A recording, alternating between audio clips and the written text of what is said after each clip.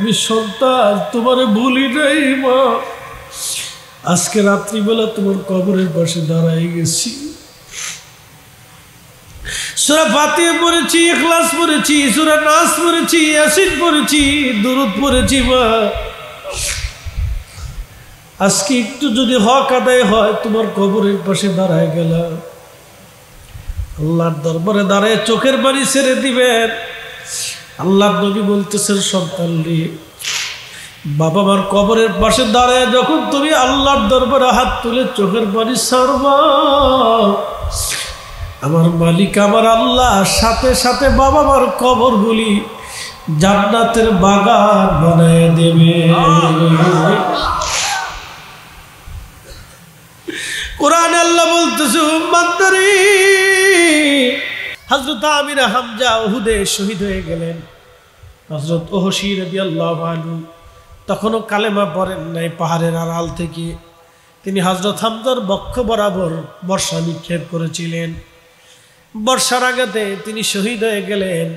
হিন্দা তার নাক কানগুলি কেটে কলিজা ফেরে কলিজা বের করে নিয়ে চিবিয়েছিল। এই দৃশ্যখানা নবীকে বড় পেরা দিয়েছিল।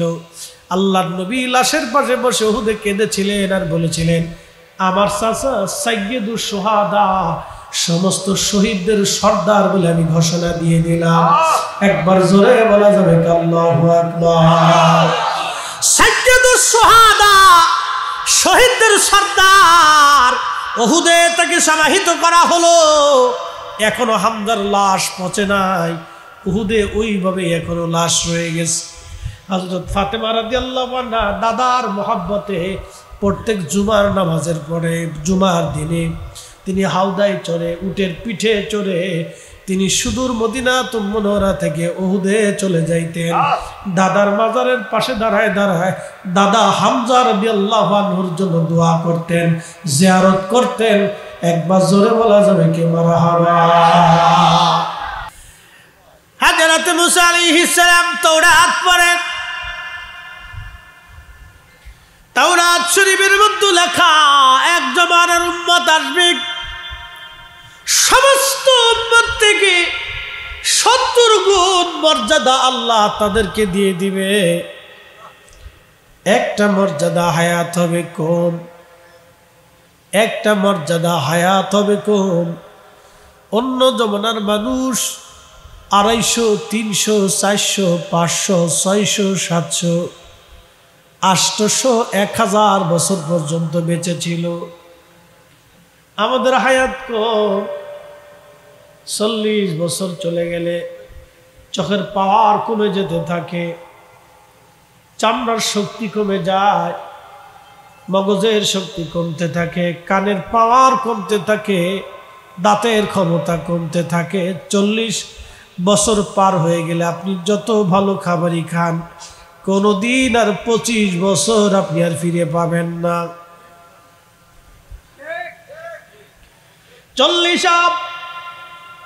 25 বছর বয়সের যে অন্তরের প্রফুল্লতা 40 বছর পরে আর আসে না। কি কথা কন না কেন? আমরা সারা দেশ ঘুরি, বয়স আমাদের 40 হয়ে গেল, আর তো কিছুদিন পরে 40 আপ হয়ে যাবে। কিন্তু 25 বছরের অন্তরের যে প্রফুল্লতা, এটা আর এখন ফিরে পাওয়া যায় না। ঠিক আরো যত দিন যাবে তত প্রফুল্লতা কমতে থাকবে। যতই ভালো খাবার খান, যতই সুন্দর বিছানায় ঘুমান, যতই আপনার সম্পদ থাকুক, 25 বছর আর আপনি ফিরে পাবেন না।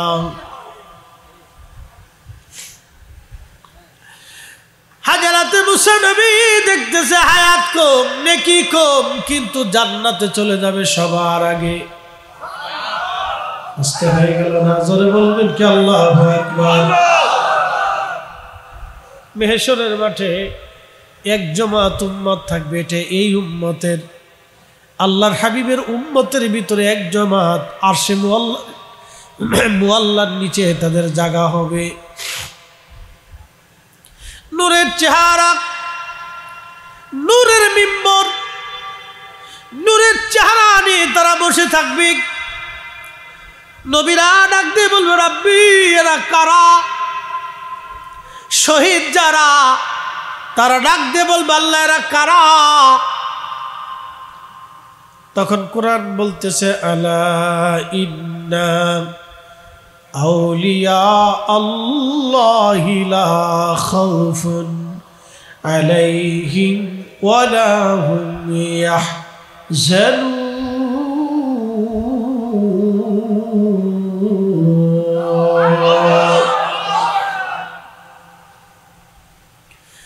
সাবধান, আমার ওলিদের কোনো ভয় নেই, কোনো চিন্তার কারণ নাই, তারা চিন্তিত হবে না, ভয় পাবে না। আয়াত নাজিল হয়ে গেল। নবীজি বলতেছেন কিয়ামতের ময়দানে ওই শ্রেণীর ব্যক্তিরা, নবীরা ডাক দিয়ে বলবে রাব্বি এরা কারা? নূরের চেহারায়, নূরের মিম্বরে আরশে মুআল্লা নিচে তারা বসে আছে। আল্লাহ ডাক দিবে ও আমার নবীরা, এরা হলো সেই ব্যক্তি দুনিয়াতে যারা একজন আরেকজনকে আল্লাহর জন্য ভালোবাসে। আমরা যারা অলি ভক্ত, আমরা অলিদেরকে ভালোবাসি আল্লাহর জন্য। কি কথা কর না কেন?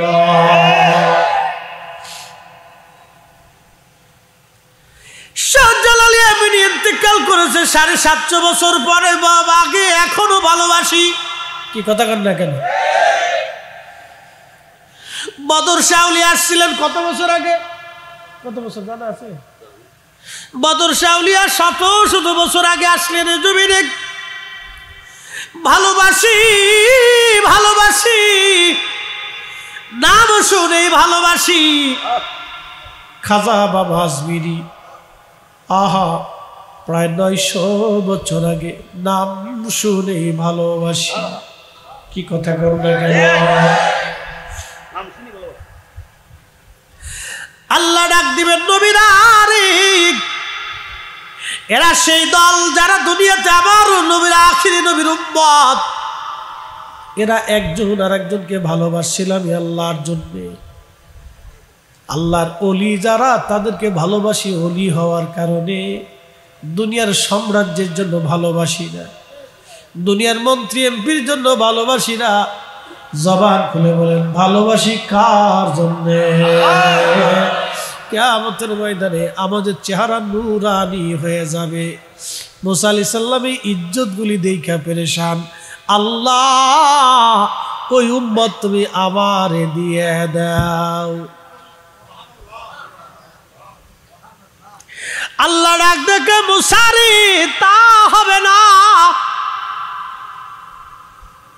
কুনতুম খায়রা উম্মাতিন উখরিজাত লিন-নাসি তা'মুরুন।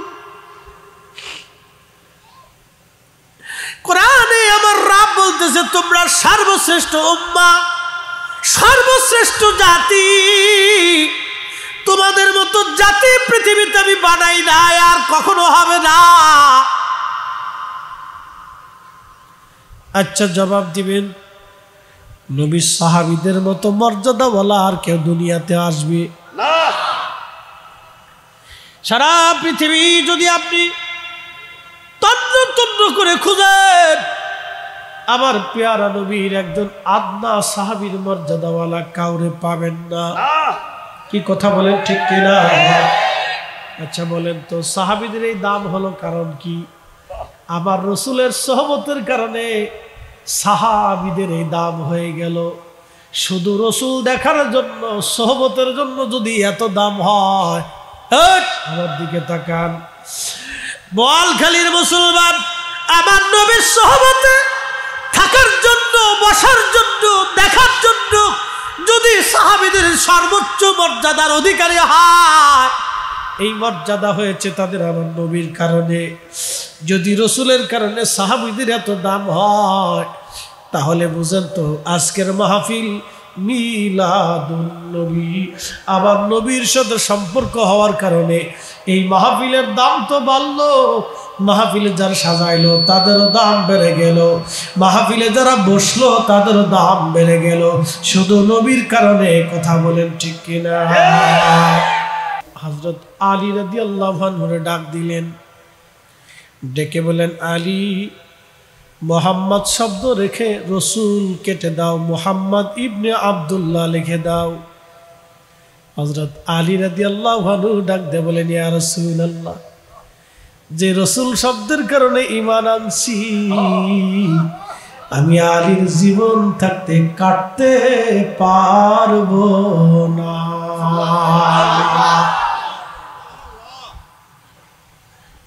ওরা আমরা রে কয় আমরা বেদাতি। আল্লাহর নবী নিজে হুকুম করার পরেও হযরত আলী কাটলেন না। নবীজি বললেন আলী, সহিহ বুখারীর হাদিস, আল্লাহর নবী বলেন আলী, রসুল শব্দ তুমি কেটে দাও। হযরত আলী বলতেছি, ইয়া রাসূলুল্লাহি, জীবন চলে যাবে, আমি আলী রসুল শব্দ কাটতে পারবো না আপনার নামের পাশ থেকে। ইশকে রসুল, আশিকে রসুল, রসুলের প্রেম কত কঠিন। আহা, নবী নিজে হুকুম দেওয়ার পরেও হযরত আলী কাটে না। বলেন তো, এই প্রেম ঐশী খোদাই প্রদত্ত প্রেম, এই প্রেম সবার নসিবে জুটে না। কি কথা বলেন, ঠিক কিনা? আল্লাহর নবী নিজে বলতেছে আলী রসুল শব্দ কেটে দাও। আলী বলে, না ইয়া রাসূলুল্লাহ, জীবন চলে গেলেও রসুল শব্দ আপনার নামের পাশ থেকে আমি আলী কাটতে পারবো না। এটা রসুল প্রেম, ইশকে রসুল, ইশকে রসুল। ওরা যতই বলুক মিলাদুন নবী বেদাত, আমরা সুন্নিরা এই মাহফিল কখনো ছাড়তে পারবো না। হাত উঁচু করে বলেন, ঠিক না বেঠিক? আচ্ছা বলেন, ওরা এই বছর জুলুসে কিশোরগঞ্জের কুলিয়ারচরের আমাদের এক ভাইকে ওরা শহীদ করে দিল। মিলাদুন নবীর মাহফিলে, জশ্নে জুলুসে, আনন্দ র্যালিতে কিশোরগঞ্জের কুলিয়ারচরে আমাদের ভাইকে ওরা শহীদ করলো। ওরা জানে না যে একজন না লক্ষ সুন্নিও যদি শহীদ হয়ে যায় তো এই জমিনে মিলাদুন নবী বন্ধ হবে না। হাত উঁচু করে বলেন, ঠিক না ঠিক? বন্ধু আমার, ওরা কয়টা জায়গা বন্ধ করবে? বাংলাদেশি, ভারতী, পাকিস্তানি, উজবেকিস্তানি, তুর্কমেনিস্তানি, চীনে, ইন্দোনেশিয়াতে, মালয়েশিয়াতে, থাইল্যান্ডে, বন্ধু ইরানে, ইরাকে, জর্দানে, সিরিয়াতে, ইয়ামানে, ফিলিস্তিনে, মরক্কোতে, আফ্রিকা, ইউরোপ, আমেরিকা, পৃথিবীর যেখানে মুসলমান আছে সেখানে আমার নবীর মিলাদুন নবীর মাহফিল চলে।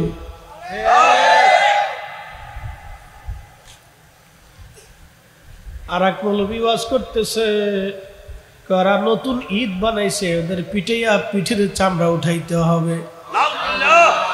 মৌলবীরে বলতেছি, মৌলবী পিঠের চামড়া কয়জনের উঠাবা? আর একজনের পিঠের চামড়া উঠাইতে যায় নিজের পিঠে সালা ভাঙ্গা আসা লাগবে। খুবই মনোযোগ দিয়ে শুনে যাবেন বোয়ালখালীর মুসলমান, এটা শাহজালালের জমিন, শাহপরানের জমিন, শাহ মাকদুমের জমিন, বারা আউলিয়া 360 আউলিয়ার জমিন। ইসলাম কোন নদী দিয়ে ভেসে আসে নাই, ইসলাম আল্লাহর ওলিদের হাত ধরে জমিন এসেছে। আউলিয়া কেরামের দেওয়া ইসলাম এ দেশে চলবে। কথা বলেন, ঠিক না?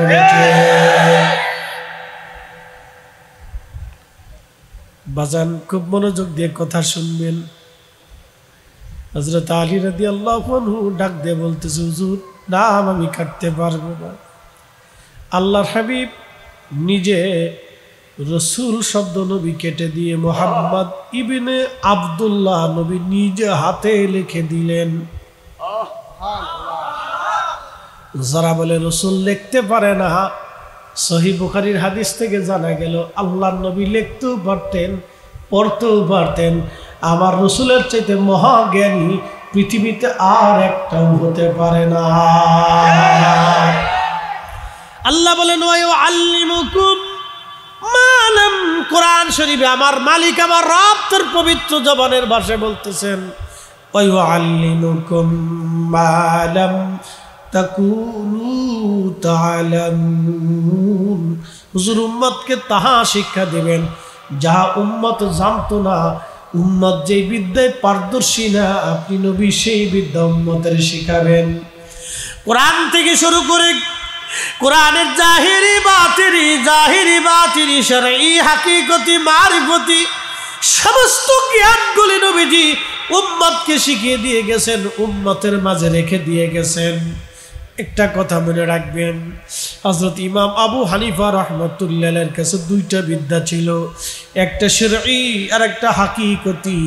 হযরতে হুজুর গাউসে পাকের কাছে দুইটা বিদ্যা ছিল, একটা শরঈ আর একটা হাকিকতি। আল্লাহর ওলিদের কাছে দুইটা বিদ্যা, শরীয়তের বিদ্যা, হাকিকতের বিদ্যা। শরীয়তের বিদ্যা, হাকিকতের বিদ্যা। শরীয়তের বিদ্যা যেমন পৃথিবীতে থাকবে, হাকিকতের বিদ্যা কিয়ামত পর্যন্ত পৃথিবীতে থাকবে। আল্লাহর ওলি জমিনে থাকবে, ওলি সারা জমিন থাকবে না। কেউ যদি মনে করে সুন্নি জামাতরে ধাক্কা দিয়ে বঙ্গোপসাগরে ফালাইব না, সুন্নি জামাত ওলিদের জামাত, ওলিদের জামাত। এই জামাতে ওলি তৈরি হয়। আহলে সুন্নাত ওয়াল জামাত ছাড়া কোনো মা ওলির জন্ম দিতে পারে না। খুব মনোযোগ দিয়ে বোয়ালখালীবাসী, আল্লাহর কোরআন বলতেছে হুজুর উম্মতকে আপনি শিখাবেন, যাহা জানে না তাহা শিখাবেন। আনার সাগরের পানি খাজা বাবা আজমেরি একটা লুটার ভিতরে এনেছিলেন। সুবহানাল্লাহ, কি আস্তাগফিরুল্লাহ। আনার সাগরের পানি একটা লুটার ভিতরে খাজা বাবা আজমেরি আনলেন। বলেন এই বিদ্যা কি ঢাকা ইউনিভার্সিটিতে গেলে পাওয়া যাবে? Jagannath, Jahangirnagar, Oxford, Harvard, Medina university, Mecca university, মিশর আল আজহার বিশ্ববিদ্যালয়, পৃথিবীর কোন বিশ্ববিদ্যালয় গেলে এই বিদ্যা আপনি পাবেন না। এই বিদ্যার বিশ্ববিদ্যালয় কাদেরিয়া, চিশতিয়া, নকশবন্দিয়া, মুজাদ্দিদিয়া, এই বিদ্যাও থাকবে, তরিকাও থাকবে। যারা বলতেছে, চিন্তা করতেছে আহলে সুন্নাত ওয়াল জামাতের ধাক্কা দিয়া বাংলাদেশে বের করে দিব, কলা না শুনে রাখো। স্বপ্ন দেখবা, সকালবেলা উঠে দেখবা বিছনা পেশাবে নষ্ট হয়ে গেছে।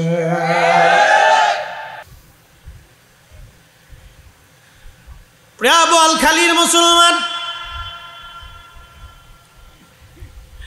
হাজিরিন, হযরত আলী রাদিয়াল্লাহু আনহু তো সেই ব্যক্তি, ইশকে রাসূল, আশিক রাসূল, তিনি সেই ব্যক্তি। আল্লাহু আকবার, আল্লাহু আকবার। 10 বছর বয়সে তিনি কালেমা পড়লেন। মক্কাতুল মুকাররমায় যখন নামাজ পড়ার কেউ ছিল না, আল্লাহর নবী ইমাম ছিলেন। আম্মাজান খাদিজা পাশে দাঁড়াইতেন। আম্মাজান খাদিজার পিছনে হযরত আলী আল্লাহর নবীর পাশে, 3 জন কাবাতে নামাজ পড়তেন। তিনি সে আলী, দুনিয়ার কোনো হারামি, শারাবি, খারাবি, নাপাকি তার শরীরকে কখনো স্পর্শ করে নাই। যার কারণে নবীজি তার আল্লাহর হাবিবের পছন্দের কন্যা সাইয়্যিদাতুন নিসা আহলিল জান্নাহ ফাতেমার সঙ্গে হযরত আলীর বিয়ে দিয়েছেন বংশধারাকে বিস্তার করার জন্য। একবার আওয়াজ তুলে বলবেন কি মারহাবা।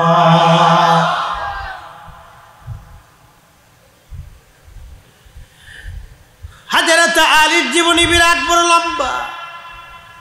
খুবই দরিদ্র ছিলেন, সারা জীবনেও কোনোদিন দারিদ্রতার মোচন হয় নাই। আরে আল্লাহর হাবিবকে এতটুকুন বয়স থেকে ভালোবাসতে শিখেছেন। ছোট্টকাল 10 বছর বয়স থেকে নবীকে ভালোবাসতে শিখলেন। ভালোবাসতে বাসতে জীবনের শেষ সময় পর্যন্ত রসুলকে মহব্বত করে গেলেন হযরত আলী।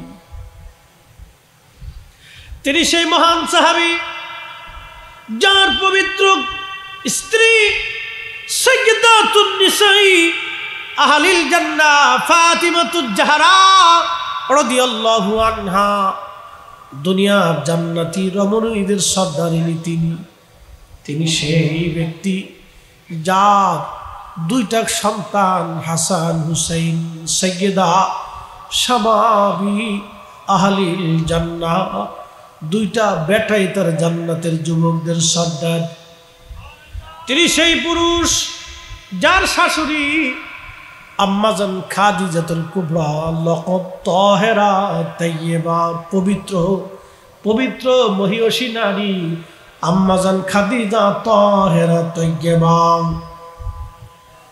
তিনি তো সেই পুরুষ যার শ্বশুর সৃষ্টির ফাউন্ডেশন, আল্লাহর প্যারা মেহবুব, আসমানের নিচে জমিনের উপরে ভূখণ্ড ভূমণ্ডলের নবমণ্ডল, 7 আসমানের 7 জমিনে সৃষ্টির সূচনা থেকে শেষ পর্যন্ত আমার আল্লাহ এই নবী ছাড়া আর কাউকে হাবিব বানান নাই, কাউকে হাবিব বানাবেন না।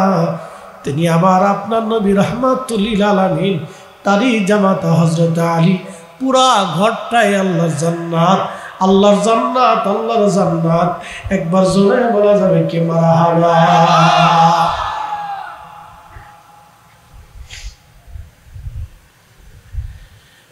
হযরত আলীর মর্যাদা অনেক, মর্তবা আল্লাহ দিয়েছেন অনেক অনেক, তার ফজিলত। হযরত আলী তিনি যেমন একজন সাহাবী ছিলেন, খুবই ভদ্র কিন্তু বীর যোদ্ধা। ক্ষুধা কখনো তার পিছু ছাড়ে নাই, অভাব কখনো তার মোচন হয় নাই।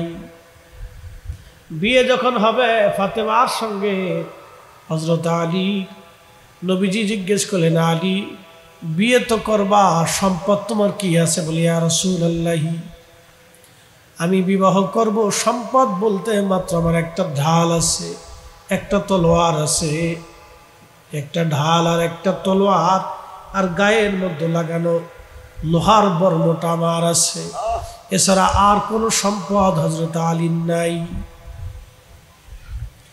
আল্লাহর হাবিব বলেন, আলী তুমি লোহার বর্মটা, গায়ের বর্মটা তুমি বিক্রি করে দাও, কারণ ঢাল আর তলোয়ার তো যুদ্ধের জন্য লাগবে, যে কোনো সময় যুদ্ধ বেঁধে যেতে পারে, জিহাদের জন্য প্রস্তুত থাকতে হবে। আলী শুধু লোহার বর্মটা তুমি বিক্রি করে দাও। লোহার বর্ম বিক্রি করতে গেলেন, মাত্র 3 দিরহাম দাম আসে, মাত্র 3 টাকা দাম আসে। 3 টাকা দিয়ে বিবাহ কেমনে করবে হযরত আলী? চিন্তায় পড়ে গেলেন, এই সামান্য অর্থ দিয়ে বিবাহ আমরা কেমনে করব? আর আমার দেশের বিয়ের অবস্থা তো ভয়াবহ। চট্টগ্রামের কথা জানি না, আমাদের ঢাকার শহরের বিয়া আর আমার ফরিদপুরের বিয়া বিরাট বড় মারাত্মক। একজনের বউ আরেকজন নিয়ে কাদা ছোড়াছুরি করে, ভাবে আড্ডাবাব বিয়া আর বিয়া, এই কথা বললে লজ্জা করবে, আমার সমাজ নিকৃষ্ট পর্যায়ে চলে গেছে। কুত্তা পর্যন্ত দেখলে চিন্তা করে, তোরা মানুষ হইলি কা, আমরা কুত্তা হয়েই ভালো কাজ করছি। সর্বনিকৃষ্ট বেহায়াপনা বিবাহের অনুষ্ঠানে হয়, সর্বনিকৃষ্ট বিবাহের অনুষ্ঠানে বেহায়াপনা হয়, সর্বনিকৃষ্ট বেহায়াপনা বিবাহের অনুষ্ঠানে হয়। আল্লাহ রাসূল বললেন, আলী 3 দিরহাম মাত্র দাম হয়। হযরত উসমান গনি ডাক দিয়ে বলেন, আলী তোমার বর্মটা কত দিরহাম দাম হয়েছে? বলে, মাত্র 3 টাকা। হযরত উসমান গনি অনেক ধনী ছিলেন, ডাক দিয়ে বলেন, আলী রে কত দিলে তুমি খুশি? বলে, আপনি যত দেন। 280 দিরহাম দিয়ে দিলেন। একবার জোরে বলবেন কি মারহাবা। বর্মটা দিয়ে চলে আসতেছে, ডাক দিয়ে বলতেছে, আলী দাঁড়াও, আমি বর্মটা তোমার কাছ থেকে কিনেছি, আবার এই বর্মটা তোমাকে আমি হাদিয়া দিয়ে দিলাম। সাহাবীদের মধ্যে এইরকম সম্পর্ক ছিল। আর আমার দেশের শিয়া যারা আছে, ওই যে আপনার দেখবেন কি বলে, আপনার ওই যে তাজিয়া করে, ঘোড়া বানায়, পুতুল বানাইয়া বিরাট বড় করে দা কুরাল নিয়ে ছুরি দিয়ে পিঠ কাটার দৌড়ায় হায় হোসেন আয় হোসেন।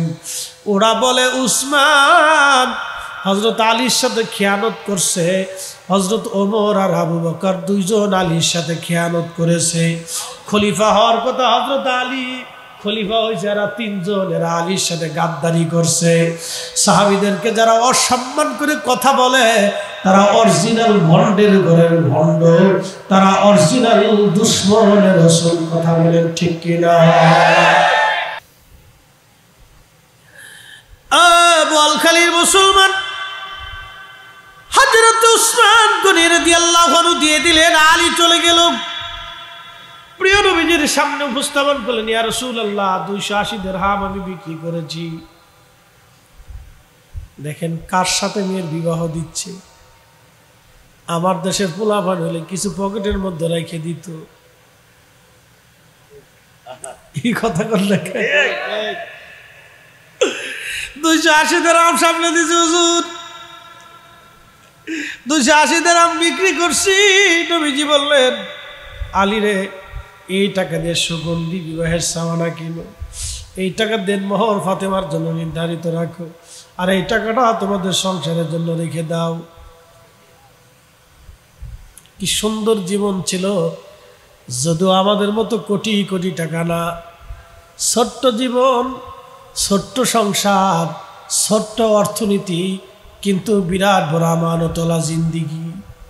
আল্লাহর নবীর সাহাবী হযরত আলী রাদিয়াল্লাহু আনহু, ওনার বয়স প্রায় 25 বছর, আর হযরত ফাতেমা রাদিয়াল্লাহু আনহার বয়স তখন 18 বছর। ফাতেমার বয়স 18, বিয়ে হবে, দিন তারিখ নির্দিষ্ট। হযরত আলীর ঘরের মধ্যে কোনো খাট নাই, একটা ছোট্ট চৌকি কিনা হলো, বিছানা নাই, খেজুর পাতার মাদুর বিছানো হলো, বালিশ নাই রে। ফাতেমার জন্য বালিশ খেজুর গাছের ছাল চামড়ার ভিতরে ঢুকাইয়া সেদিন বালিশ বানানো হলো। যেই নারী জান্নাতের সর্দারিনী, তার ফাতেমা, তার বিয়ে হয় আজকে সহজ সরল ভাবে। আর আমার দেশের ফাতেমা, তার বিয়ে হয় আজকে বিরাট আলিশানে। বেটা দরবেশের পুলা, ওই যে কি বিবাহ বার্ষিকী পালন করছে 350 কোটি টাকা খরচা করিয়া,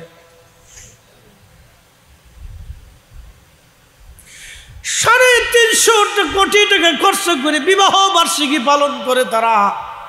আর আমার দেশের কত মা টাকার অভাবে ওষুধ কিনতে পারে নাই, আমার দেশের কত বাবা টাকার অভাবে ডাক্তার দেখাইতে পারে না, টাকার অভাবে আমার দেশের কত মা কত বাবা টাকার অভাবে ভালো খাবার কিনতে পারে না।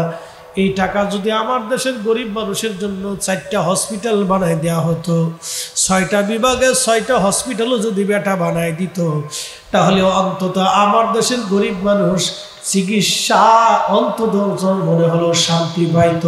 কথা কর না কেন, ঠিক কিনা? এই কাজে রাজি না। প্রিয় বোয়ালখালীর মুসলমান, হযরত আলী রাদিয়াল্লাহু আনহুর বাড়ি, হযরত ফাতেমাকে বিয়ে করবেন, বালিশ আজকে খেজুর গাছের সুবলা দিয়ে চামড়া দিয়ে বানানো হলো ফাতেমার বালিশ। সামান্য একটু সুগন্ধি, কোন রকম আসবাবপত্র হলো তার। আল্লাহর নবী কিছু দিলেন, কোন রকম হলো সংসার। একটা কম্বল, পা ঢাকলে মাথা বের হয়, মাথা ঢাকলে পা বের হয়ে যায়। বিয়ে হয়ে গেল। হযরত আলী রাদিয়াল্লাহু আনহুর বিয়ের দিন তারিখ নির্দিষ্ট হলো।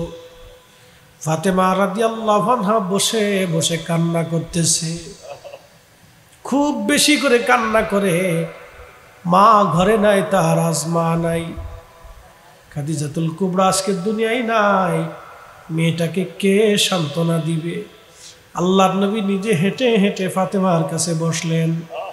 ফাতেমার কাছে বসে বললেন, মা রে, বুঝতেছি ঘরে তোমার মা নাই, মন বেজার আস।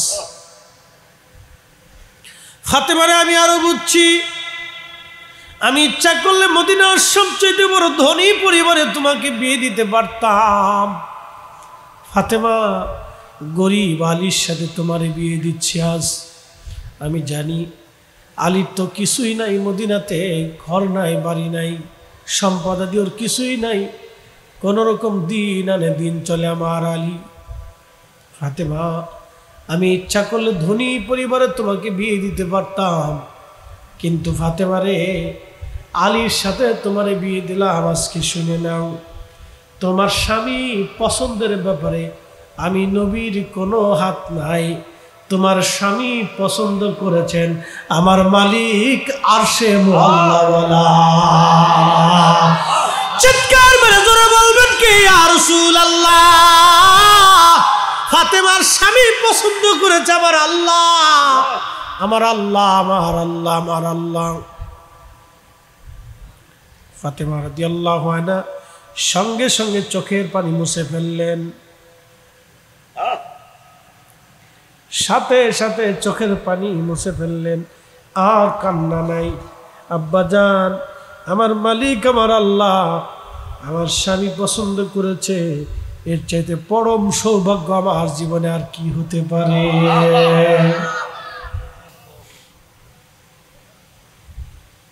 তাদের দুইজনের বিবাহের পছন্দ আল্লাহর, সরাসরি আল্লাহর হুকুমে হযরত ফাতেমা রাদিয়াল্লাহু আনহার বিয়ে হলো আলীর সঙ্গে।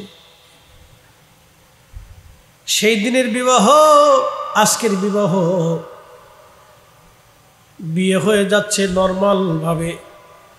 বিয়ে হয়ে যাওয়ার সময় হযরত হামজা রাদিয়াল্লাহু আনহু, তিনি ফাতেমা রাদিয়াল্লাহু আনহার দাদা, নবীজির চাচা।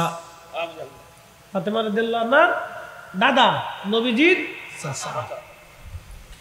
হামজা ডাক দিয়ে বলল, আমার নাতির বিয়ে হবে, অথচ অলিমা হবে না, তা হয় না। আমার নাতি গরিব হতে পারে, নাত জামাই গরিব হতে পারে, আমি হামজা তো মরে যাই নাই, দাদা তো মরে যাই নাই, বড় কলিজাওয়ালা ছিলেন।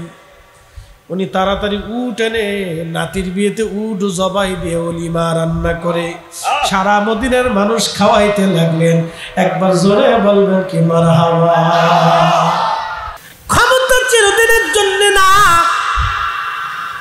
গোরস্থানের পাশে দাঁড়াবেন, কবরের পাশে দাঁড়ানোর পরে রাতের আধারে যখন কবরে দাঁড়াবেন, শরীর হিম হয়ে আসবে চিন্তায়, আখিরাতের চিন্তায় আপনার মন একবারে নরম হয়ে যাবে। চোখ বেয়ে বেয়ে বাবার কবরের পাশে দাঁড়ায় চোখ বেয়ে বেয়ে পানি চলে আসবে। মায়ের কবরের পাশে দাঁড়াইয়া চিন্তা করবেন, মা এই গভীর রাত্রিবেলা তুমি আমার কোল থেকে ছাড়ো নাই, তুফান হলো মা তুমি আমার কোলের মধ্যে জড়িয়ে রাখছো, বৃষ্টি হলেও ছাড়ো নাই, এত রাত্রি কোনোদিন একা একা আমার ছেড়ে দাও নাই, পেশাব পায়খানা বিছনাতে করলো মা লাথি মেরে ফেলে দাও নাই রে মা, আজকে কবরের জেলখানায় তুমি বন্দী, আজকে কবরের জেলখানায় তুমি বন্দী মা, আমি সন্তান তোমার বিছানা দিতে পারি নাই, তোমার খোঁজ খবর আমি নিতে পারি নাই। কবরের পাশে দাঁড়ায় যাবেন, আর কবরের পাশে দাঁড়িয়ে যাবেন, মাকে ডাকবেন, মা তোমার হক আমি আদায় করতে পারি নাই, তুমি মা আমার যেইভাবে লালন পালন করছো সেই অনুযায়ী কোন হক আমি আদায় করতে পারি নাই, কিন্তু রাত্রিবেলা আমি সন্তান তোমারে ভুলি নাই,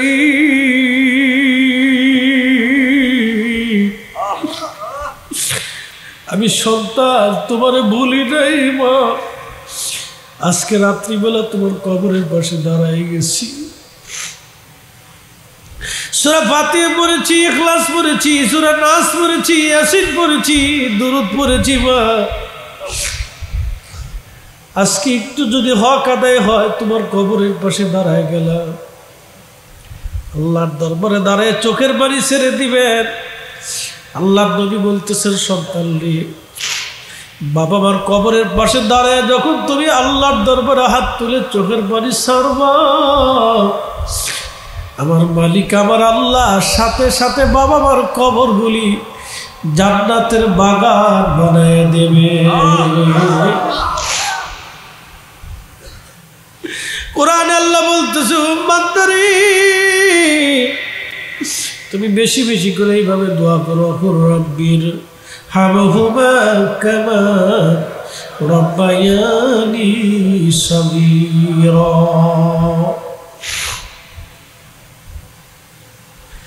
এই যে রাত গভীর হয়ে গেছে,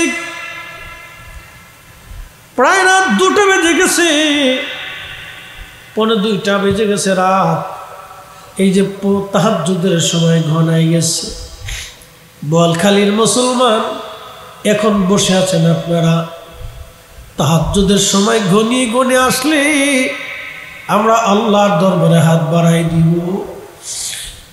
দুনিয়ার সব দোয়া যদি ফেরত হয়, তাহাজ্জুদের সময়ের দোয়া আল্লাহ ফেরত দেয় না। আল্লাহর নবীকে বলা হলো, হুজুর কোন সময়ের দোয়া কবুল হয় বলবেননি? আল্লাহর নবী বললেন, জহুল লাইলিল আখির, শেষ রাতের দোয়া কবুল হয়। ও দুবুরুস সালাতিল মাকতুবা, ফরজ নামাজের পরে দোয়া কবুল হয়ে যায়। শেষ রাতের দোয়া, তাহাজ্জুদের সময়ের দোয়া কবুল হয়। ফরজ নামাজের পরে দোয়া করলে দোয়া কবুল হয়ে যায়। একবার জোরে বলা যাবে কি মারহাবা। তাহাজ্জুদের সময় হাত বাড়াবেন, আমার মনিব আপনার হাত ফিরাবে না। যদি কখনো দোয়া কবুল না হয়, তাহাজ্জুদের সময় আপনি হাত বাড়াবেন, তাহাজ্জুদের সময় হাত বাড়াবেন, তাহাজ্জুদের সময় হাত বাড়াই দিবে, আমার আল্লাহ হাতগুলি খালি ফেরত পাঠাবে না। কবরের পাশে দাঁড়াবেন, ফরজ নামাজের পরে দোয়া করবেন, আল্লাহ হাত খালি ফিরাবে না। সফরকালীন সময় মুসাফির অবস্থায় হাত বাড়াবে, আমার আল্লাহ হাত ফেরত দিবে না। মাজলুমের দোয়া আল্লাহর দরবারে কবুল হয়, জালিমের বিরুদ্ধে মাজলুমের দোয়া কবুল হয়ে যায়। আমার মাওলা আমার আল্লাহ হাত ফিরায় না।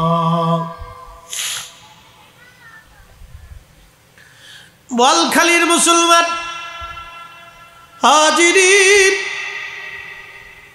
এই সময়ের দোয়াগুলি আল্লাহর দরবার থেকে ফেরত আসে না। বৃষ্টির সময় হাত বাড়াবেন, আল্লাহ ফেরায় না। কিছু কিছু সময় দোয়া কবুল হয়, এইগুলি মনে রাখবেন। কবরের পাশে দাঁড়াবেন, রাত্রিবেলা যাবেন, ফজরের সময় যাবেন, তাহাজ্জুদের সময় যাবেন, দোয়া কবুল হয়ে যাবে। চিন্তার কোনো কারণ নাই, ভয়েরও কোনো কারণ নাই। জিয়ারত করবেন, যদি তা না পারেন দিনে যাবেন, যদি সম্ভব হয় প্রত্যেক দিন যাবেন, না পারলে জুমার দিনে যাবেন। জুমার নামাজ পড়ে বাবা মার কবরের পাশে দাঁড়াবেন, দাদা দাদির কবরের পাশে দাঁড়াবেন। সাইয়েদা ফাতিমাতুজ জাহরা রাদিয়াল্লাহু আনহা, তিনি প্রত্যেক জুমার দিন উহুদে যাইয়া দাদা আমিরা হামজা রাদিয়াল্লাহু আনহুর কবরের পাশে দাঁড়াইয়া, মাজারের পাশে দাঁড়াইয়া তিনি জিয়ারত করে দোয়া করতেন, দাদার জন্য কাঁদতেন।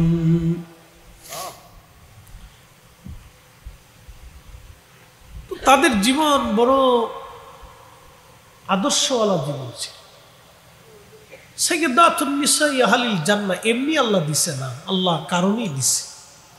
তাদের জীবন বড় চমৎকার ছিল, বড় আকর্ষণীয় ছিল। মোহতারাম, আল্লাহ রাব্বুল আলামিন এই তাদের আদর্শকে যে নারীরা ফলো করবে, সেই নারীরা তাদের সাথে হাসরের ময়দানে একত্রিত হবে। সুবহানাল্লাহ। সে নারীরা একত্রিত হবে। তো প্রিয় উপস্থিতি, এই যে তাদের জিন্দেগি জীবন বড় চমৎকার, খেয়ে না খেয়ে জীবনের বহু দিন কাটাইছে। ফাতেমা রাদিয়াল্লাহু আনহা, আলী রাদিয়াল্লাহু আনহু, হাসান হুসাইন, আল্লাহর হাবিবের জিন্দেগি বড় কষ্টের ছিল। আম্মাজান আয়েশা সিদ্দিকা রাদিয়াল্লাহু আনহা নবীর ইন্তেকালের পরে খাবার সামনে আসলে উনি বসে বসে কাঁদতেন। সাহাবায়ে কেরাম বলতেন, আম্মাজান কাঁদেন কেন? আম্মাজান আয়েশা বলতেন, তোমরা এখন বাইতুল মাল থেকে আমাদের জন্য বেতন ভাতা নির্ধারণ করে দিছো। আমার জীবনে রসুলের সোহবতে নবীর ঘরে এমনও দিন গেছে, মাসে একটা দিনও নবীর বাড়ি চুলায় আগুন জ্বলত না। না খেয়ে, খেজুর খেয়ে, না খেয়ে কত রাত দিন আমাদের পার হয়ে গেছে। খেয়ে না খেয়ে আমাদের জীবনের বহু অংশ পার হয়ে গেছে। ক্ষুধায় আমাদের দিন চলে গেছে। আম্মাজান আয়েশা কাঁদতেন। এইভাবে রসুল করিমের জীবন পার হয়েছে। 1 মাস পর্যন্ত বাড়িতে চুলায় আগুন জ্বলত না, খাবার থাকতো না। কি ভাবলেন আপনি? কোন স্ত্রী কি থাকবে? কোন স্ত্রী থাকবে না। কিন্তু একজন আম্মা যেন ক্ষুধা না খেয়ে 2 দিন 3 দিন পার করছে। একজন আম্মা যেন রসুল থেকে কোনোদিন জুদা হয় নাই। একসাথে বলবেন আল্লাহু আকবার।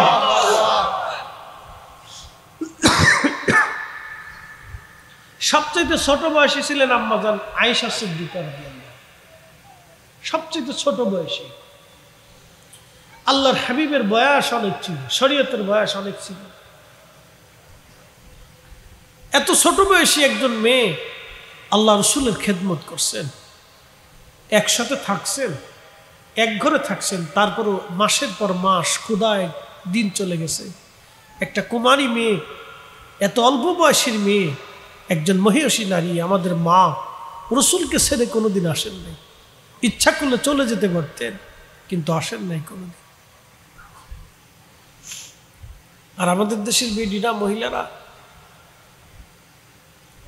স্বামীর সামান্য ডাইন বাম বলেই তালাক নিতে চায়, তালাক দিতে চায়, পাগল পড়া হয়ে যায়। ছি ছি ছি ছি। সামান্য একটু ডান বাম হলেই তালাক। আবার বিয়ের আগে কন্ট্যাক্ট করে। বিয়ের আগে কন্ট্যাক্ট হয়। কি কন্ট্যাক্ট জানেন? আমারে নিলে বিয়ে করলে আলাদা সংসার করতে হবে, বাসা ভাড়া নিয়ে থাকতে হবে, অমুক জমুক টমুক টমুক। পুরে শয়তান কোথাকার। এই বেডি বিয়ে করার চাইতে সারা জীবন বইরে গিথা বালা। কথা কন না। এই মহিলা বিয়ে করার চাইতে সারা জীবন কি বইরে গি থাকা বালা। এই বউ কপালে গেলে তার কপালে শনি ছাড়া কিচ্ছু নেই। মেয়েরা এগুলি শিখতেছে, যত দিন যায় তত এগুলি কন্ট্যাক্ট করে। যদি হয় তাহলে আসেন, নাহলে চলে যান। তো আপনি তাকে গেট আউট করে দিবেন যে দূর হয়ে যান, এরকম শয়তান আমার দরকার নেই। এই জন্য শাদী দেখে করতে হবে। আল্লাহ রসুল ইচ্ছা করলে কিন্তু অনেক ধনী পরিবারে ফাতেমাকে বিয়ে দিতে পারবেন, কিন্তু দেন নাই। কারণ আলীর কাছে দিছে, আদর্শমান একটা ছেলের কাছে দিছে। একসাথে বলবেন না মারহাবা। গানজুটি ফানজুটি হিরোইনচি এগুলি দিয়ে দিয়েন না। আমরা দেশের মানুষটা একটু পয়সালা দেখে বিয়ে দিতে চায়। ছেলে ভালো ব্যবসা আছে, কিন্তু দেখে না যে গাঁজা খায় না বাবা খায়। এটা যদি একবার গানজুটি আর বাবার খাওয়ার একবার পড়ে যায় তো মেয়ের জীবন শেষ। ও সারা জীবনে ঘান টানতে টানতে ওর জিন্দিগিটা বরবাদ করে দিবে। মনে রাখবেন, বিয়ে থা দিতে হলে আদর্শমান একটা ছেলে দেখে দিবেন। গরিব হোক, অসুবিধা নেই। বেশি দিন মোহরটান মোহর ধরিয়ে না। আপনাকে চট্টগ্রামে তো 15 লাখ না 20 লাখ, কত? 12 লাখের উপরে। হ্যাঁ, 12 লাখের উপরে। লা হাওলা ওয়ালা কুওয়াতা ইল্লা বিল্লাহ, আস্তাগফিরুল্লাহল আযীম। এগুলি এক প্রকারের নীরব জুলুম, নীরব জুলুম। এগুলি অন্যায়, ঠিক না? আল্লাহ রসুল বলছেন তোমরা বিবাহকে সহজ করে দাও, সহজ করে দাও, বিয়েকে সহজ করে দাও। অল্প টাকা দেনমোহর। আমার দেনমোহর কত জানেন?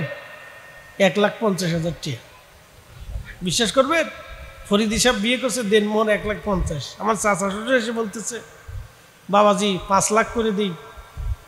আমি বললাম কোনো দরকার নেই, আমার যা সামর্থ্য আছে এটাই লেখেন। যদি ভাগ্য ভালো হয় আপনার মেয়ে আরো বহুত কিছু পেতে পারে। তো ভদ্র মানুষ, তো ভদ্র ফ্যামিলি, রাজি হয়ে গেছে। মাশাআল্লাহ। তো পাইতে পাইতে পাইতে পাইতে কোটি টাকার সম্পদ পেয়ে গেছে। মারহাবা বলবেন না? আমি দিয়ে দিছি একবারে, যাও নিশ্চিন্তে ঘুমাও, কোনো চিন্তা নেই, কোনো টেনশন নেই। আর লিখছি লাখ ডেকে ঘুমাই, ঘুমাও, সুন্দর দিয়ে দিছি, যাও।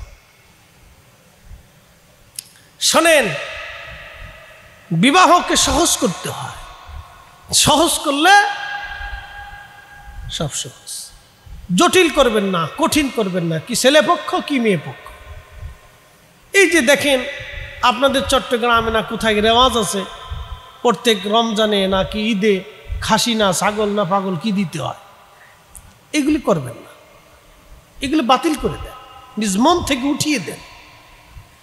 যারা মেয়ে আনছেন তারা অন্তর থেকে উঠিয়ে দিবেন না, মেয়ের বাপেরই সমস্ত বিষয়ে প্রেশার দিব না, খুশি মানে কিছু দিলে দিবে, না দিলে না দিবে, এগুলি উঠিয়ে দেন, কোনো প্রয়োজন নেই। এগুলি এক ধরনের নীরব জুলুম। বেচারা ঈদের সময় সামর্থ্য নাও থাকতে পারে, অর্থনীতি ভালো নাও থাকতে পারে, তাকে চাপ দিতে হবে কেন? খুশি মনে যদি তার মেয়েকে কিছু দিয়ে যায় আলহামদুলিল্লাহ। কই আমরা তো বিয়ে করেছি, জীবনে কোনোদিন শ্বশুর বাড়িতে কি আসলো না আসলো এগুলো মাথার ভিতরে কোনো ঢুকেই নেই, চিন্তাও করিনি কোনোদিন। এগুলো মগজে আনবেন কেন? সবসময় চিন্তা করতে হবে যে আল্লাহ আপনাকে আমাদেরকে যা দিছেন এর উপরে আলহামদুলিল্লাহ। কি কথা কর নাকি, ঠিক কিনা?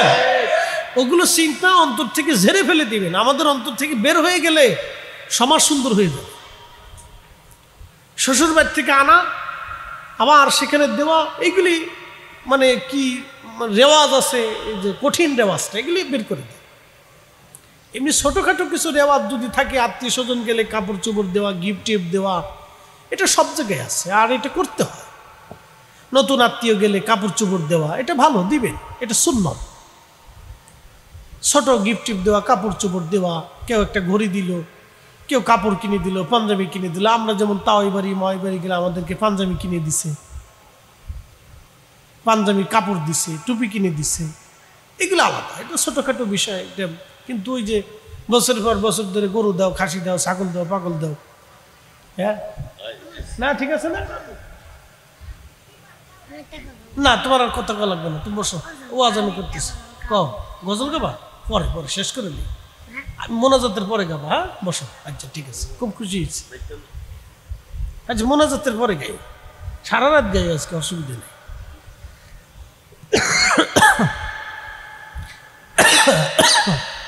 এই সমস্ত রেওয়াজগুলি আমরা উঠে দিই, যে আল্লাহ রসুলের জীবনী আপনাদেরকে শোনাইলাম। কত সহজ বিবাহ ছিল, একসাথে জোরে বলবেন না মারহাবা।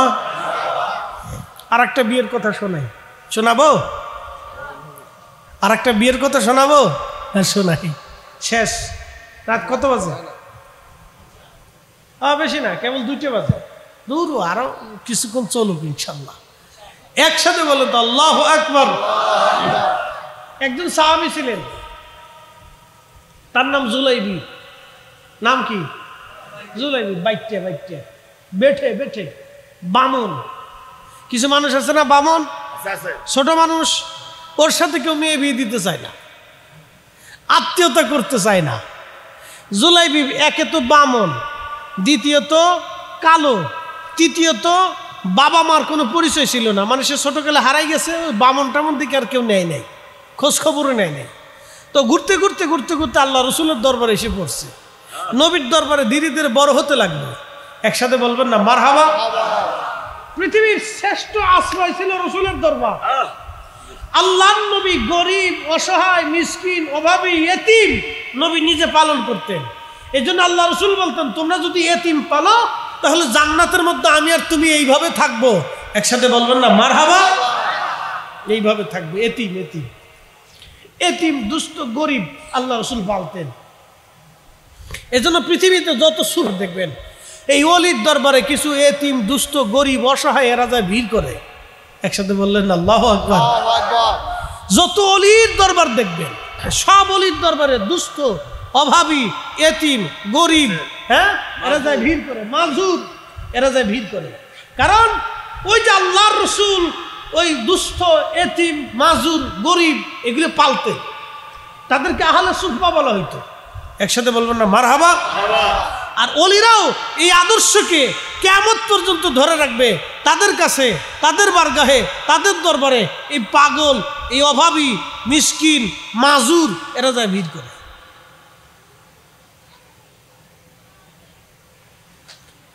প্রিয় উপস্থিতি, আল্লাহর হাবিবের বারগাহে সাহাবী জুলাইবি বামন বেঠে সাহাবী ধীরে ধীরে বড় হলেন। নবীজি বললেন, জুলাইবি তুমি তো বড় হয়েছ, তোমার একটা সংসার দরকার, বিয়ে করানো দরকার। জুলাইবি বলেন, ইয়া রাসূলুল্লাহ, একে তুমি বামন, দ্বিতীয়ত গরিব, 3 নম্বর বংশের পরিচয় নাই, 4র্থ নম্বর আমি নিগ্র কালো, মদিনার কোনো মেয়ে আমাকে পছন্দও করবে না, মদিনার কোনো মেয়ের বাবা আমার সাথে মেয়ের বিবাহ দেবে না। আল্লাহর নবী বললেন, জুলাইবি আমি নিজে পছন্দ করে তোমাকে বিবাহ করাবো। একবার জোরে বলা যাবে কে মারহাবা।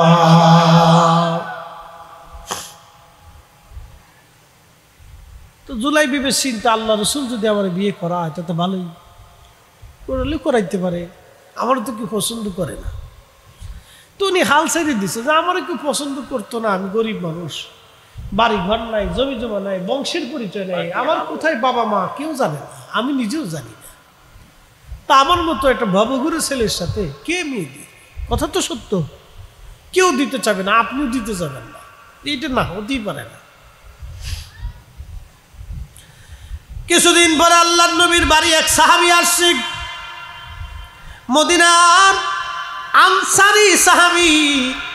যদি কোনোদিন মদিনাতে যান তাহলে অরিজিনাল মাদানি, ডুপ্লিকেট মাদানি না। আমাদের দেশে বহু ডুপ্লিকেট মাদানি আছে, মদিনা ভার্সিটিতে পইরা নামের পিছনে লেখছে মাদানি, এরা জাল মাদানি, জাল মাদানি, জাল মাদানি। কি কথা কান না কেন? কি মাদানি? জাল, জাল মাদানি। মদিনাতে বর্ষা লাগিয়ে দিছে মাদানি। উরে বাপরে,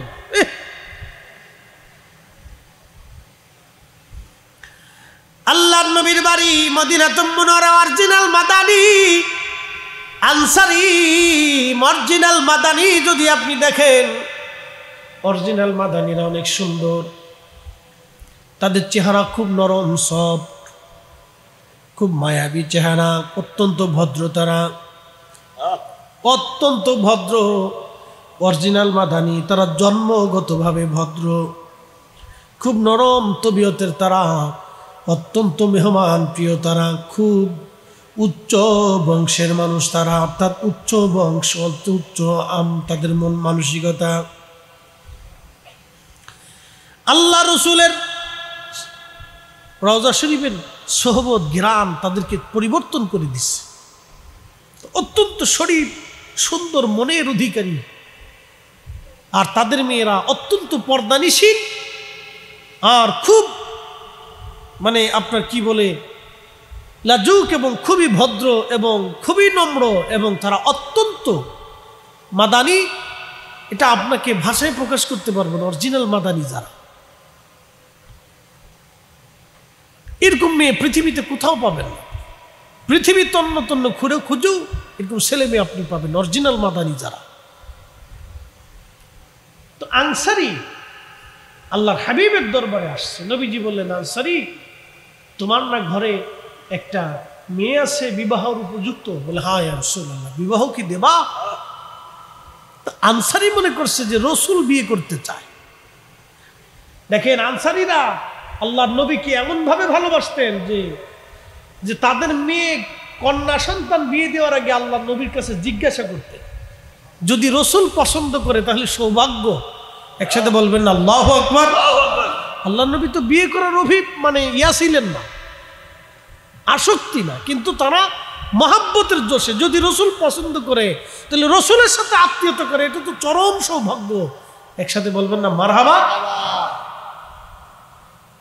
এই যে আপনাদেরকে যেমন নবীর শান গাইলে কলিজায় ভালো লাগে না? ভালো লাগে। কথা কন না কেন? লাগেনি? লাগে। মিলাদুন নবীর টাকা চাইলে আপনারা আন্তরিকভাবে খুশি হয়ে যান যে আল্লাহ রসুলের মিলাদের মাহফিল, অন্তরে ভালো লাগে, জোশ আছে। আবার কেউ আছে দূর বেদাতি কাম কাজ একদল আছে, তাদের মানসিকতা আপনার মানসিকতা তফাৎ অনেক। মাদানী মানুষের মানসিকতা আর বাহিরের মানুষের মানসিকতা রসুলের প্রতি আকাশ পাতাল ডিফারেন্স। আপনাকে তুলনা করে বুঝাচ্ছি, এটা রসুল প্রেম, এগুলো দলিল দিয়ে হয় না। সাহাবীরা আনসারীরা তাদের মেয়ে বিবাহ দেওয়ার আগে আল্লাহ রসুলকে জিজ্ঞেস করতেন। আর যদি কোনো মেয়ের ব্যাপারে রসুল করিমের পক্ষ থেকে প্রস্তাব আসতো, তাহলে পৃথিবী উল্টে গেলেও অন্য জায়গায় তারা মেয়ের বিবাহ দিতেন না। আল্লাহর হাবিব রসুল করিম সাল্লাল্লাহু আলাইহি ওয়াসাল্লাম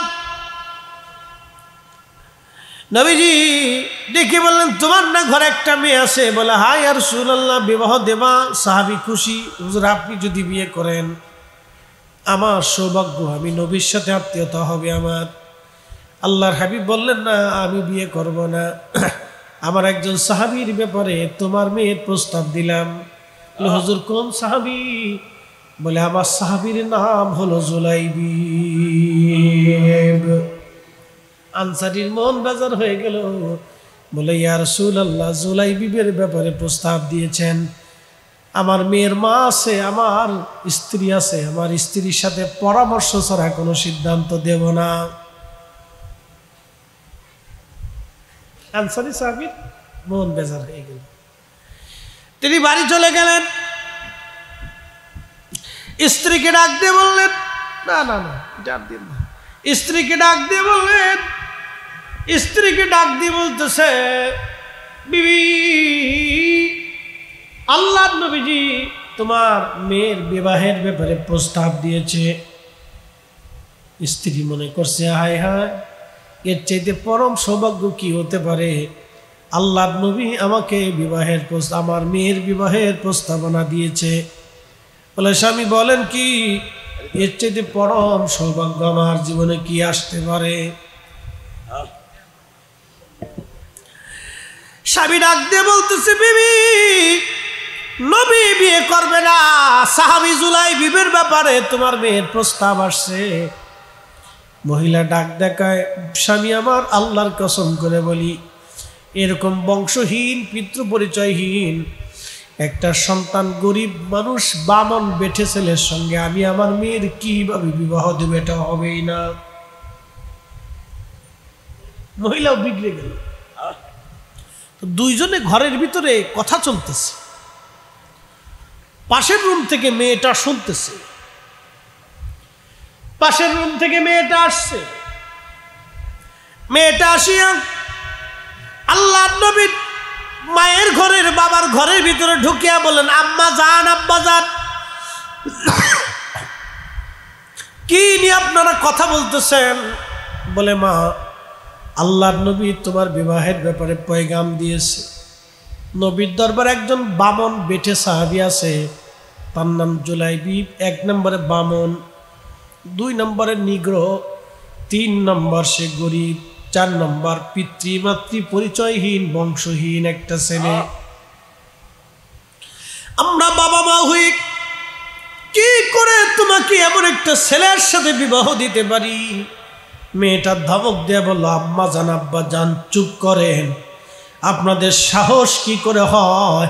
আল্লাহর নবী আমার স্বামী পছন্দ করেছেন, এর চাইতে আমার জীবনে সৌভাগ্য আর কিছুই হতে পারে না। চিৎকার করে ধরে বলেন, আল্লাহু আকবার। আল্লাহকে যে পাইতে চায়, হযরতকে ভালোবেসে, আরশ কুরসি লৌহ কলম না চাহিতেই পেয়েছে সে। কথা বলেন ঠিক কিনা? তাড়াতাড়ি যান, আল্লাহর হাবিবের বারগাহে যা বলেন, আমি রাজি। আপনারা রাজি না হলেও আমি রাজি। রসুল আমার জন্য স্বামী পছন্দ করেছে, এর চাইতে পরম সৌভাগ্য আমার জীবনে আর কিছুই নাই। এই জন্য আনসারি অরিজিনাল মাদানী যারা, তারা সবাই আশিক রসুল, বংশ পরস্পরে এখনো তারা আশিক। আল্লাহু আকবার। বংশ পরস্পরে এখনো তারা নবীর আশিক। তাদের চরিত্র আর পৃথিবীর অন্য মানুষের চরিত্র আকাশ পাতাল তফাৎ হবে। আল্লাহ আল্লাহ অরিজিনাল মাদানী যারা, রহমতের নবী দরবারে ওই মহিলা মেয়েটার বাবা দৌড়ে আসছে, ইয়া সাহাবী দৌড়ে আসছে, ইয়া রাসূলুল্লাহ আপনার বিবাহের পয়গামে আমার মেয়েটা রাজি হয়ে গেছে, আপনি দিন তারিখ নির্দিষ্ট করেন। আল্লাহর নবীর চেহারা উজ্জ্বল হয়ে গেল। জুলাইবিবকে ডাক দে, বলতেছে জুলাইবিব তোমার বিবাহের পয়গাম এসেছে, মেয়েটা রাজি হয়েছে, পরিবারও রাজি, তুমি বিবাহের জন্য সামানা জোগাড় করো। অনেক কষ্ট করে একজন বেঠে বামন ব্যক্তি মদিনাতে তার বিবাহের সামানা জোগাড় করলো, অনেক কষ্ট হয়েছে।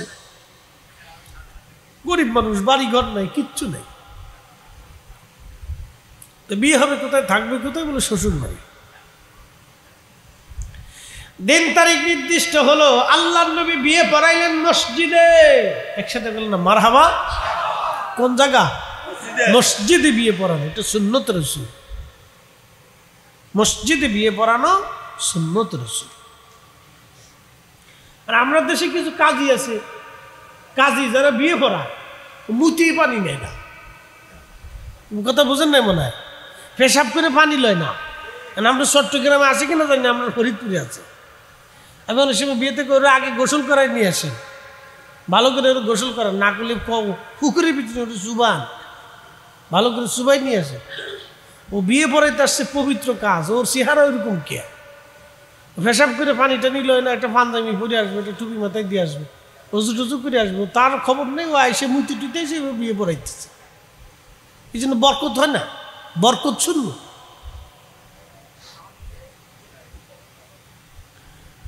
মুসলমান খুব মনোযোগ দিয়েন, বিয়ে পড়ানো হচ্ছে মসজিদে। বিয়ে হয়ে গেল, নবীজি ডাক দিলেন জিহাদের ময়দানে যারা যাবা তারা আসো। আল্লাহু আকবার।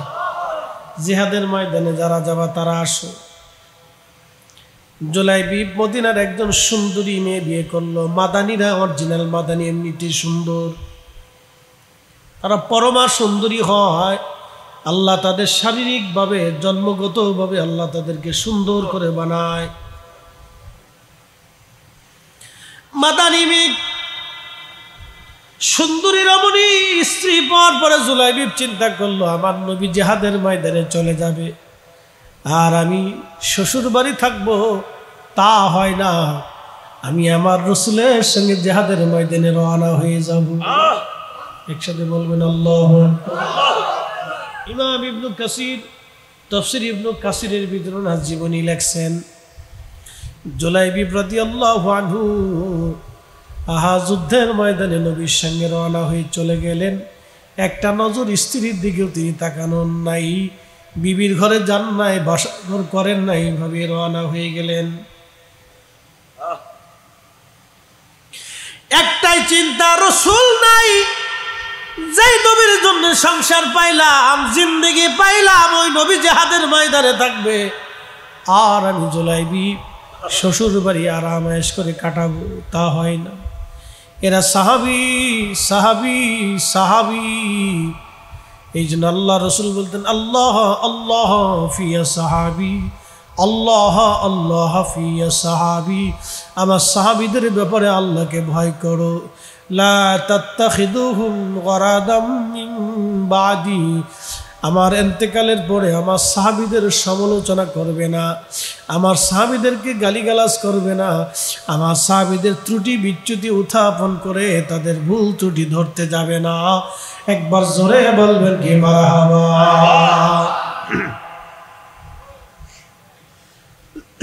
প্রচন্ড যুদ্ধ হলো, কঠিন যুদ্ধে হযরত জুলাইবিব রাদিয়াল্লাহু আনহু শহীদ হয়ে গেলেন।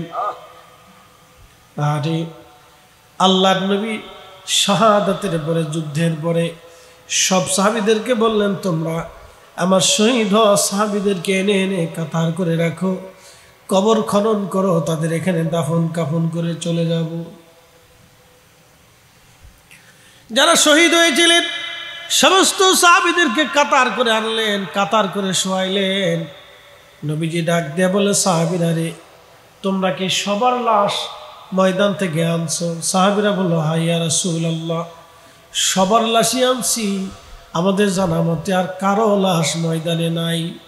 আল্লাহর নবী চোখের পানি ছেড়ে দিয়ে বলেন, সাহাবীরা রে, তোমরা সবার লাশই আনছো, কিন্তু এখনো আমার জুলাইবিবরে আনো নাই।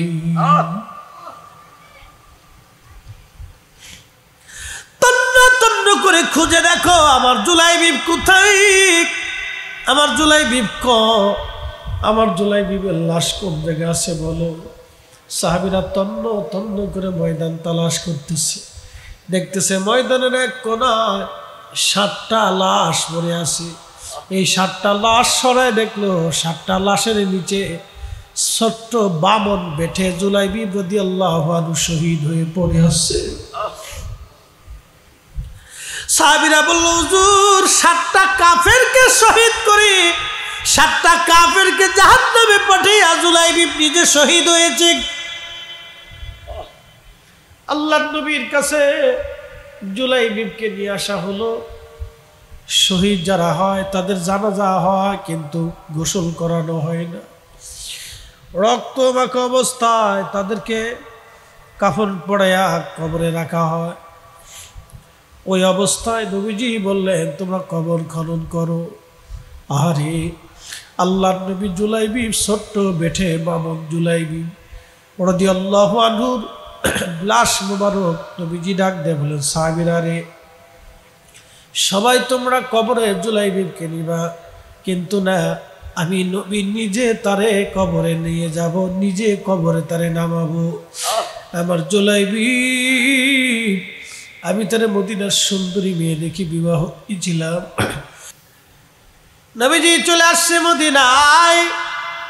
যেই মেয়েটা নবীর ভালোবাসায় জুলাইবিবকে বিয়ে করেছিল, আজ মেয়েটা বিধবা হয়ে গেল। আল্লাহর নবী মসজিদে নববীর মধ্যে বসে বসে দোয়া করে, আল্লাহ, আমার কথা অনুযায়ী যে মেয়েটা আজকে বিধবা হয়ে গেল, আল্লাহ আমার জুলাইবিব শহীদ হয়ে গেছে, আল্লাহ এই মেয়েটা বিধবা হয়ে গেছে, তার জীবনকে তুমি বরকতময় করে দাও, তার জীবনকে তুমি বরকতময় করে দাও, তার জীবনকে তুমি বরকতময় করে দাও, তার জীবনকে তুমি কষ্টময় করিও না, তার জীবনকে তুমি বরকতময় করে দাও। সারা মদিনায় জানাজানি হয়ে গেল ওই মেয়েটার জন্য স্পেশাল নবী নিজে দোয়া করছে। কারণ আল্লাহর নবীর দোয়া বিফলে যাবার মতো না, নবীর দোয়া কখনো বিফলে যায় নাই। নবী দোয়া করছে, সারা মদিনায় সংবাদ ছড়িয়ে গেল। সারা মদিনায় সংবাদ ছড়ানোর পরে আল্লাহর নবী রাহমাতুল লিল আলামিনের দরবারে প্রস্তাব আসতে লাগলো, হুজুর, যে মেয়েটার জন্য নবী নিজে দোয়া করছে, ওই মেয়েটা আমার ঘরের পুত্রবধূ হিসেবে চাই। এইভাবে শত শত প্রস্তাব নবীর দরবারে আসতে লাগলো। ওই মেয়েটার জন্য একবার জোরে বলবেন কি মারহাবা।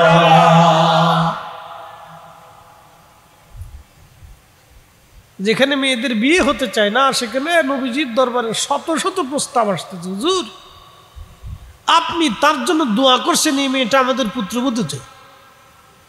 সব বাবারাই সে বীর করতেছে, হুজুর আমার ছেলের সাথে মেয়েটা চাই, আমার সংসারে এই বরকতওয়ালা মেয়ে চাই, আপনি তার বরকতের জন্য দোয়া করছেন। আল্লাহু আকবার। না না, হয় না, আরো জোরে বলবেন আল্লাহু আকবার। সাহাবীরা এরকম ভাবে রাসূলের আশিক ছিল। একটা মেয়ের জন্য বরকতের দোয়া করছে, তার পিছনে লাইন ধরে গেছে শুধু এই মেয়েটাকে সংসারে নেওয়ার জন্য। বুঝতে পারছেন? সাহাবা কেরাম এইভাবে রাসূলকে মর্যাদা দিতেন, প্রাধান্য দিতেন। এগুলি থেকে আমাদের অনেক কিছু বোঝার আছে, শিখার আছে। আমরা আল্লাহর হাবিবের প্রত্যেক বিষয়গুলিকে প্রাধান্য দিই, মহব্বত রাখি। আগামী কিছুদিন পর একটা মাহফিল আছে এই আপনাদের এখানে, 1 অক্টোবর বাইতুন নূর জামে মসজিদ প্রাঙ্গণ, পূর্ব কালুরঘাট, চরখিদিরপুর। অক্টোবরের 1 তারিখ, নভেম্বর বলে ফেলছি, অক্টোবরের 1 তারিখ পূর্ব কালনঘাট চর দিঘিরপুর, চর খিদিরপুর, চর খিদিরপুর, বাইতুল মুজাম মসজিদের মাঠে। এখানে আমি থাকবো, মৌলানা তারেক আবিদিন আল কাদরি ভাই থাকবে, আবুল কাশেম রুজভী সাহেব সহ আরো ওলামা থাকবে ইনশাআল্লাহ। আল্লাহ আমাদের প্রত্যেকের বোঝার তৌফিক দিক, আমলের তৌফিক দিক, বলে না আমিন। আসুন নবীজিকে দাঁড়ায় সালাম জানাই, ইয়া নবী সালাম।